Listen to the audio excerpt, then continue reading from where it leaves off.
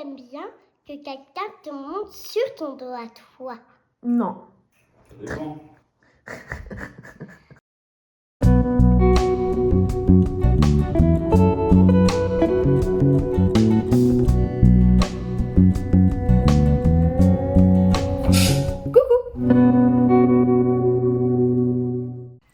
Allez, c'est parti pour me faire des amis. Alors, je voudrais parler d'équitation dans cette vidéo et je voudrais notamment particulièrement m'adresser aux parents ou aux éducateurs d'enfants qui ont envie de faire de l'équitation. Alors, si votre enfant a envie de faire de l'équitation, bon déjà il y a 70% de chances que ce soit une petite fille, c'est pas moi qui le dis, hein, ce sont les chiffres officiels. Il y a des chances pour que cet enfant ait été influencé par des dessins animés comme Spirit, Le Ranch, Horseland, ou à mon époque des livres comme Grand Galop, toutes ces œuvres qui dépeignent l'équitation comme un monde merveilleux, adorable, plein de bons sentiments, qui élèvent à la fois le cavalier ou la cavalière et le cheval. Est-ce qu'il y a des chevaux dedans? Ah oui. Ouvre les yeux, s'il te plaît. Et bien sûr, si votre enfant exprime le désir de faire du cheval, drôle d'expression, faire du chien, faire du chevreuil, et si vous avez les moyens de l'y inscrire, bien sûr, vous ne souhaitez pas le lui refuser. Mais il faut absolument que je vous prévienne, ça risque de ne pas se passer comme il ou elle l'imagine. En fait, c'est assez tragique parce que ce sont souvent, au départ, les personnes qui sont les moins adaptées à l'équitation, en termes de personnalité, qui se retrouvent à la pratiquer. Je m'explique.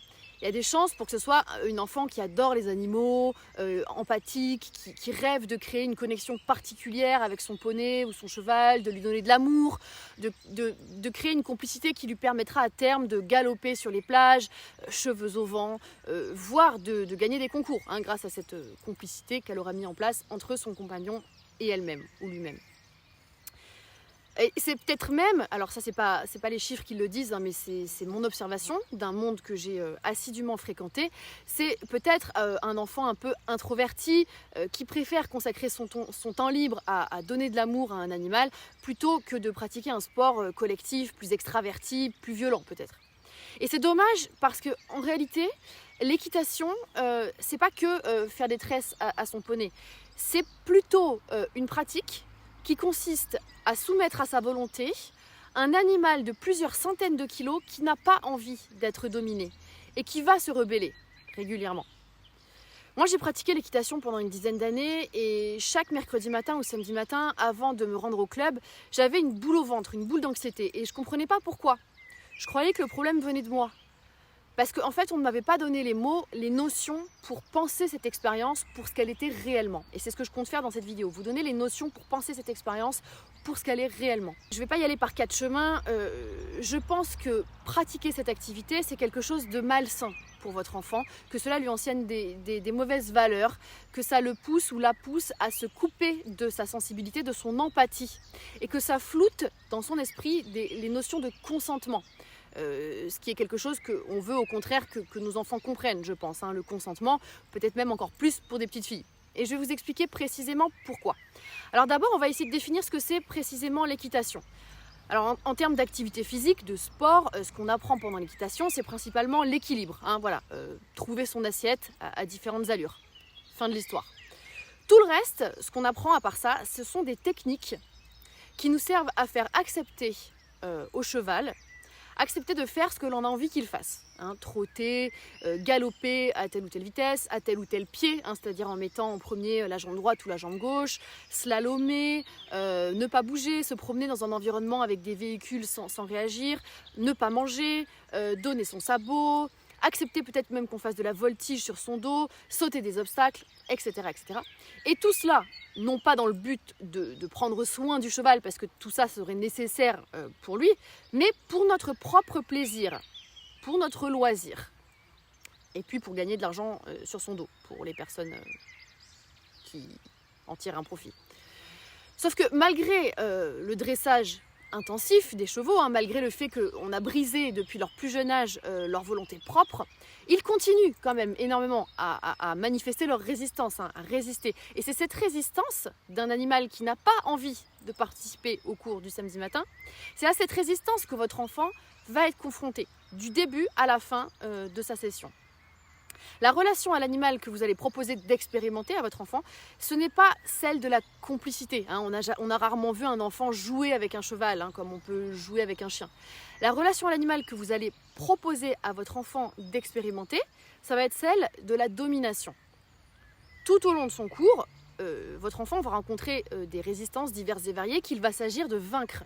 Que ce soit le cheval qui ne vous laisse pas entrer dans le box, qui n'ouvre pas la bouche quand on veut lui mettre le mors, qui risque à tout moment de botter ou de tenter de s'enfuir. Ça m'est arrivé, hein, traumatisant, le cheval qui s'enfuit vers la route. De se mettre à galoper très vite, à s'emballer comme on dit, ou qui va ruer, refuser un obstacle, etc., etc. C'est très fréquent et c'est même très rare lorsqu'un cours se passe parfaitement bien, c'est-à-dire que le cheval aura accepté de faire tout ce qu'on attend de lui sans rechigner à aucun moment. Et c'est d'ailleurs en fait tout l'intérêt de la pratique, hein, le fait qu'il ne veuille pas et qu'on y parvienne quand même. C'est ça, être une bonne cavalière, un bon cavalier. C'est un sport de maîtrise qui consiste à maîtriser un objet, sauf que là l'objet c'est un sujet conscient, sensible, imprévisible, avec une volonté propre. Et cette relation de domination, ce n'est pas toujours l'enfant, le cavalier, la cavalière qui la gagne, hein, évidemment. Sauf qu'une lutte de pouvoir entre un enfant et un animal de 500 kg, même s'il a été dressé, évidemment que c'est dangereux, hein, évidemment que ça peut être violent, angoissant. Évidemment que votre enfant va tomber, se faire piétiner, se prendre des coups de sabot, se faire emporter au loin pendant une promenade, ça arrive tout le temps. Et c'est traumatisant et aussi ça crée une forme de rancœur et de haine même. Lorsque le cheval, en se rebellant, nous met dans une situation de danger ou d'échec. Hein. Ça crée une rancœur, une haine contre un animal qui est exploité, opprimé, à la merci des humains. Je vous en parle en connaissance de cause, hein, de ce sentiment. Et c'est un sentiment qui est en fait le contraire de ce que l'enfant est venu chercher dans cette pratique. Hein. On a pu le voir à l'œuvre, hein, ce sentiment de haine, de rancœur, récemment, lorsqu'une cavalière, en direct, pendant le pentathlon, a maltraité le cheval qu'elle montait. Et sans aller jusqu'à ce niveau de maltraitance, votre enfant il sera encouragé très rapidement à mettre des coups de talon, d'éperon, de cravache, etc. Et moi, je trouve que c'est une violence psychologique énorme, qui est faite à votre enfant, de le ou la forcer à adopter un comportement de dominant, alors que l'enfant rêvait probablement plutôt de vivre l'inverse de ça, un moment de complicité. Et en fait, il y a une énorme hypocrisie, parce que c'est ça qu'on va vendre à votre enfant, hein, la complicité, à travers les pubs, les films, les magazines d'équitation, etc. Mais c'est pas ça, la réalité. Et ça peut être extrêmement perturbant, psychologiquement, surtout que l'enfant n'aura pas les mots pour comprendre et exprimer ce qu'il ressent. Parce qu'il y a une grosse hypocrisie et langue de bois dans le milieu. On n'exprime pas les choses pour ce qu'elles sont. Et parce que les personnes qui prennent part à cette exploitation, elles sont elles-mêmes dans une immense dissonance cognitive. Je me rappelle d'une anecdote en particulier qui m'est arrivée. Il faut savoir que moi, depuis toute petite, je ne supportais pas qu'on fasse de mal à une mouche ou à un ver de terre. Je me souviens encore des fois où j'ai marché sans faire exprès sur des escargots. Je me souviens encore des fois toute petite où j'ai écrasé une sauterelle en voulant cueillir dans ma main un bouquet de fleurs. Et pourtant, au poney, on m'a enseigné que c'était normal et même que c'était bien d'infliger une certaine dose de souffrance à un animal, à mon poney, parce qu'il doit m'obéir, il devait m'obéir. Et même moi, une des personnes les plus sensibles aux souffrances des animaux, moi qui ai essayé de devenir végétarienne alors que j'étais encore qu'au collège, même moi j'ai cru, parce que c'était complètement normalisé, ça fait partie intégrante de la pratique. Et donc une fois, on jouait au ballon à d'autres poneys, hein, un genre de poney ball, et mon poney voulait pas avancer dans la direction que je souhaitais.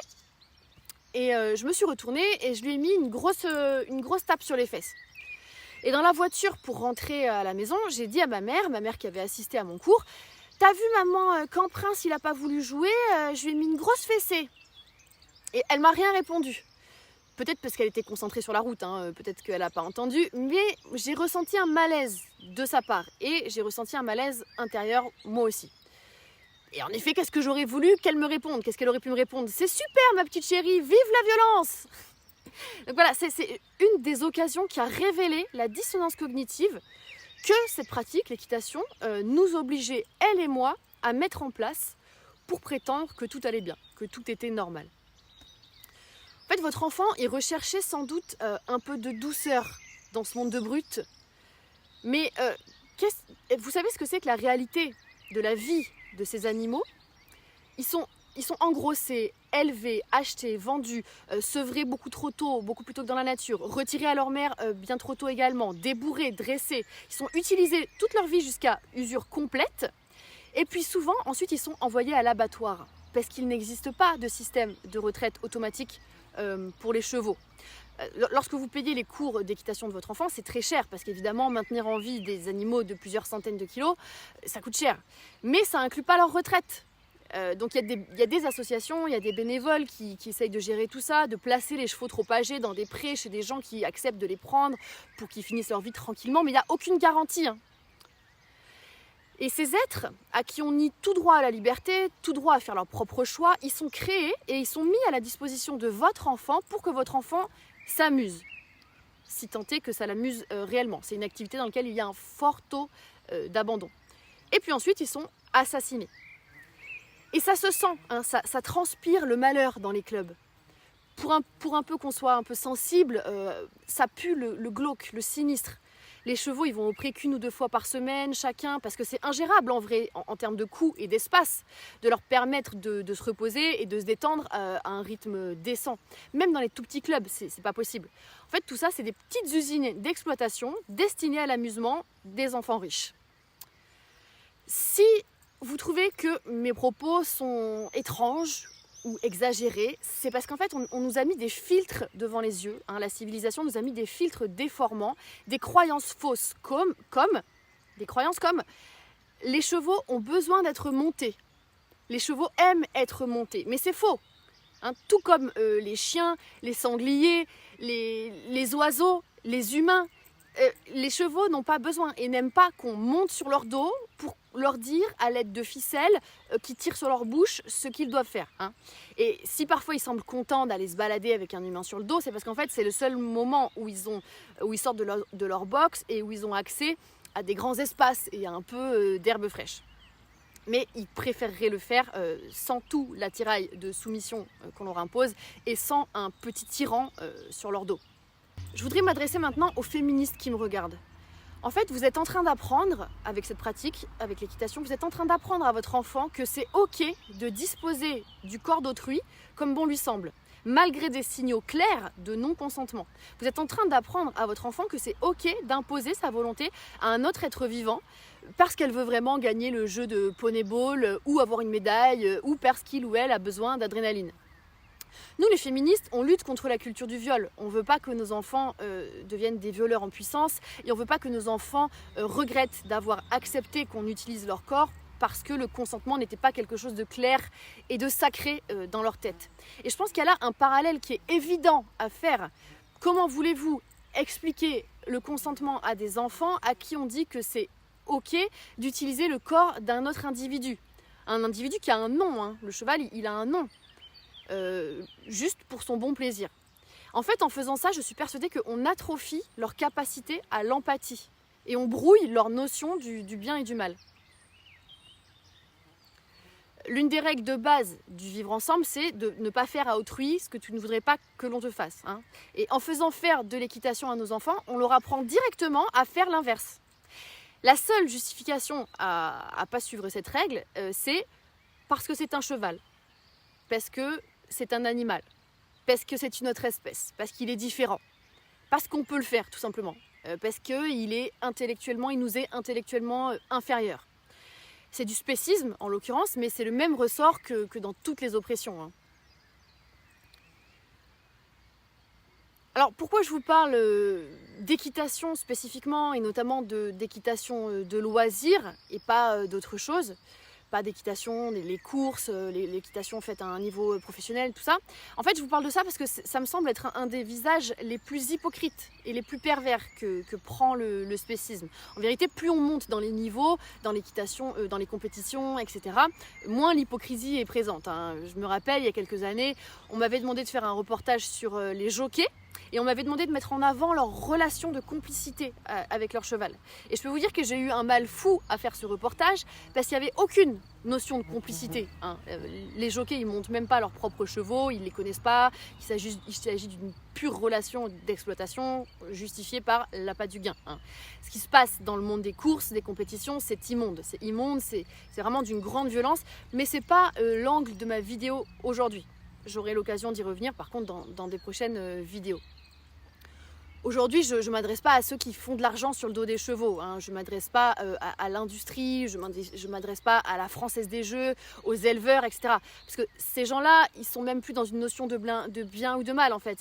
Ils s'en fichent. Il y a des tels intérêts économiques derrière que seules des lois pourraient les arrêter. Là, je m'adresse aux gentils, aux personnes qui ne pensent pas à mal, mais qui avaient peut-être jamais vu les choses sous cet angle. Et notamment aux parents, aux éducateurs, aux proches d'enfants qui voudraient protéger les enfants d'une exposition inutile à la perversité humaine. Les chevaux, ils ne sont pas conçus pour nous porter sur leur dos. Il y a une étude faite au rayon X qui a montré que seulement 8,5% des chevaux de selle, des chevaux montés, ne souffraient pas de problèmes de dos.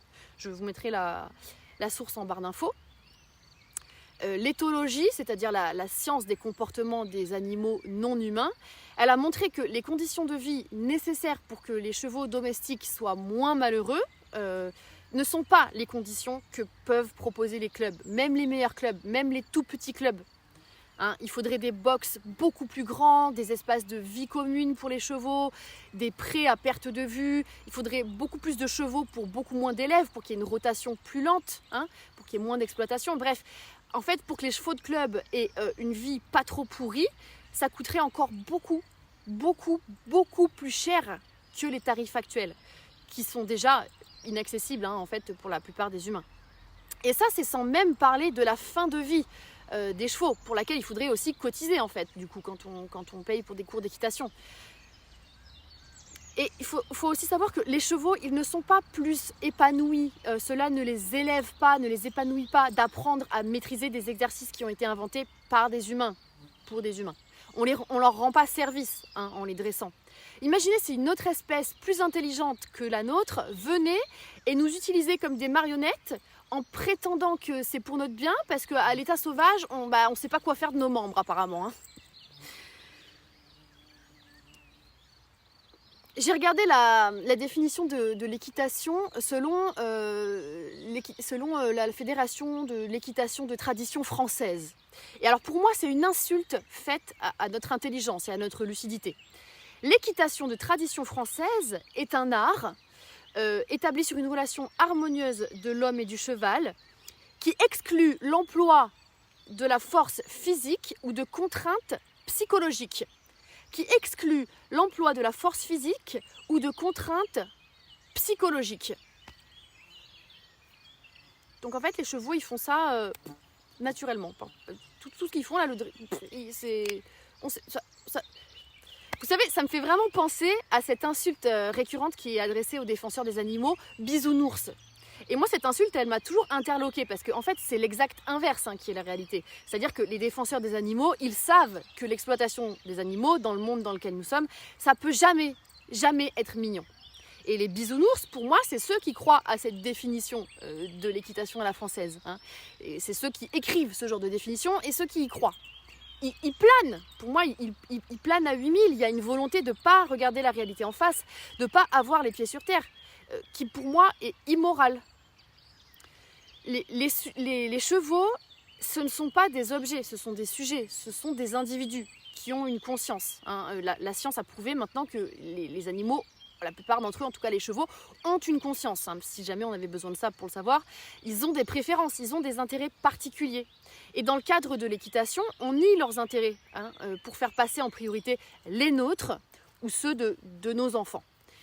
Et pourtant, c'est tout l'objet de ma vidéo, je peux vous assurer que cette pratique, elle fera plus de mal que de bien à nos enfants. Parce que soit l'enfant, il est connecté à son cœur, à sa sensibilité, à son empathie, et alors il ressentira un profond malaise, il sera obligé de se dissocier, soit il se coupera de son empathie, il se mettra dans une grande dissonance cognitive, et ça en fera pas une meilleure personne.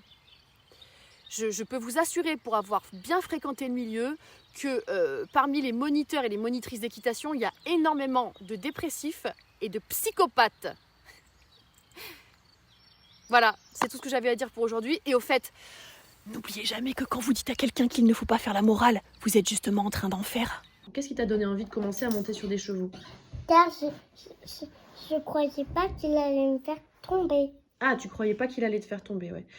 Mais est-ce qu'il y a aussi, par exemple, des livres ou des dessins animés qui t'ont donné envie? Oui, C'est quoi? c'est où j'avais regardé Spirit. Spirit? C'est un dessin animé? Oui, D'accord. Tu es déjà tombé combien de fois? Une fois. Et t'as quel âge? 4 ans. Et t'as eu peur quand t'es tombée? J'ai beaucoup pleuré. Et tu lui en as voulu au cheval? T'étais pas contente? Ça va, mais j'étais quand même un peu énervée. Quand il a tombé, j'ai un peu grondé. Comment tu grondes un cheval alors? Je lui ai presque crié dessus, mais doucement. D'accord. Tu l'as jamais tapé? Non, non. Non. Si on te disait que les chevaux et les poneys, ils aiment pas du tout en fait qu'on monte sur leur dos, ils préfèrent être libres et marcher, courir tout seuls, tranquilles, sans personne sur leur dos. Est-ce que tu continuerais quand même à monter sur leur dos? Non, Non? parce que j'ai pas envie que ça les énerve. Bah oui. D'accord. Donc là, tu le fais parce que tu penses qu'ils aiment bien. Non, car j'adore en fait. Oui, les car chevaux. t'adores et aussi tu penses que ça les dérange pas. Tu penses qu'ils aiment bien avoir une petite fille sur leur dos. Non. Ils aiment pas? En fait, une balade, ils aiment, mais après, s'ils font plein d'autres balades, et ils aiment pas. Ah, ils aiment pas en faire trop.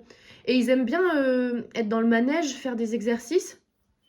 Non, ça, ils aiment pas. Hein. Et la voltige, ils aiment bien? Pas, oui. Ils aiment bien qu'on fasse la voltige sur leur dos? Oui, Oui? que pendant la voltige. Sinon, ils aiment pas trop.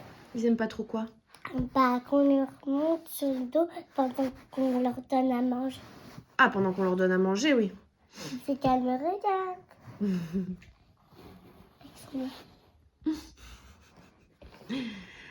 Ok, et alors raconte-moi quand t'as voulu arrêter de faire de la voltige, qu'est-ce que t'as dit à ta maman et à ton papa?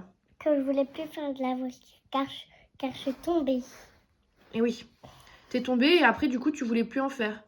Et tu leur as dit que tu voulais faire quoi alors? La danse africaine, mais vu que je suis malade aujourd'hui, je ne peux pas en faire. Et oui. Mais quand je suis plus malade, je pourrais te montrer. La danse africaine. Oui. Et tu continues à aller voir les chevaux au club? Des fois? Juste pour leur faire des caresses, mais pas monter dessus. Mais pas quoi? Pas monter dessus, car je n'aime pas qu'ils me font tomber. Tu me demandes à moi? Pourquoi les chevaux aiment pas qu'on monte sur leur dos? Oui. Ben comme tous les autres, à mon avis, hein, c'est mon avis à moi, mais comme tous les autres animaux, y compris toi, ben on n'aime pas qu'on monte sur notre dos pour nous dire où aller, quoi faire, tourner à gauche, à droite, courir, s'arrêter. On aime bien être libre. Choisir de faire ce qu'on veut quand on veut. Est-ce que je te posais une question? Oui, pose-moi une autre question. Est-ce que en fait, t'aimes bien monter sur un dos de chevaux? Moi? Bah, avant, j'aimais bien, ouais. J'en ai fait pendant 10 ans. Après, j'ai compris qu'ils aimaient pas trop qu'on leur dise quoi faire. Quand t'étais plus grande? Plus petite. Ah oui, quand j'ai compris quand j'étais un peu plus grande, oui. T'aimes bien que quelqu'un te monte sur ton dos à toi? Ça Non. dépend.